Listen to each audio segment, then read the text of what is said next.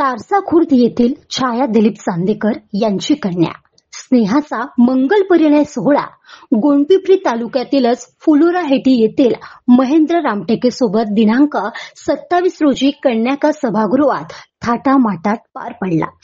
दुसऱ्याच दिवशी रामटेके परिवारातर्फे स्वागत समारंभाचे आयोजन करण्यात आले।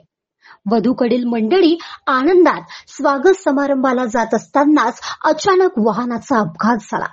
यात सारे बचावले, काही गंभीर तर काही किरकोळ जखमी झाले।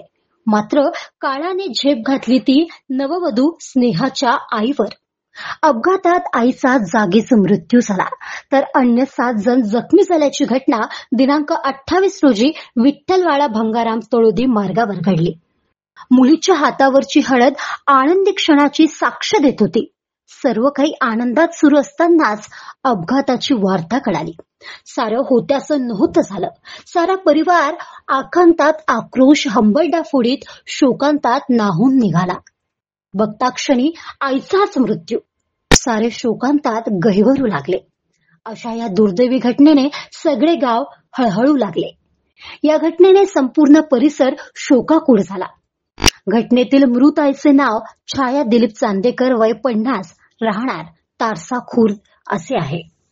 तारसा खुर्द येथील चांदेकर कुटुंब MH34 CD 4014 क्रमांकाच्या वाहनाने आपल्या नातेवाईकांना सोबत घेऊन फुलोराहेटी येथे स्वागत समारंभाला जात असताना अचानक रस्त्यात जनावरांचा कळप आडवा आल्याने चालकाचे वाहनावरील नियंत्रण सुटले।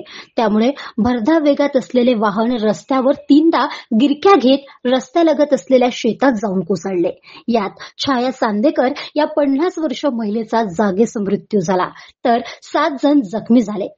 मंदाबाई मोरेश्वर उरकुडे, चेतना सुरेश कुकुडकर, कर्णिका दिनेश धांडे, अश्विनी धांडे, संगीता प्रकाश खोब्रागडे, प्रतिमा वाल्मिक भारशंकर, मोहन पी तुंबळे असे जखमी झालेल्यांची नावे आहेत।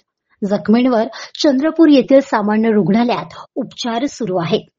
या घटनेची माहिती गोंडपिंपरी पोलिसांना कळताच ठाणेदार रमेश हत्तीगोटे घटनास्थळी दाखल झाले। मृत महिलेचे शव उत्तरीय तपासणीसाठी ग्रामीण रुग्णालयात पाठविण्यात आले। त्यानंतर वैनगंगा नदी घाटावर मृतकाच्या पार्थिवावर अंतिम संस्कार करण्यात आले। मृतकाच्या पश्चात पती, एक मुलगा, 2 मुली असून अचानक घडलेल्या अपघाताने चांदेकर कुटुंबावर दुःखाचा डोंगर कोसळला आहे।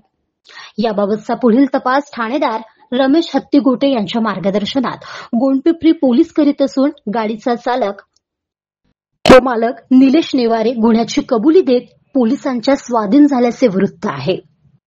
गाव माझा न्यूज करिता राजकपूर भाडके, गोंडपिंपरी, चंद्रपूर।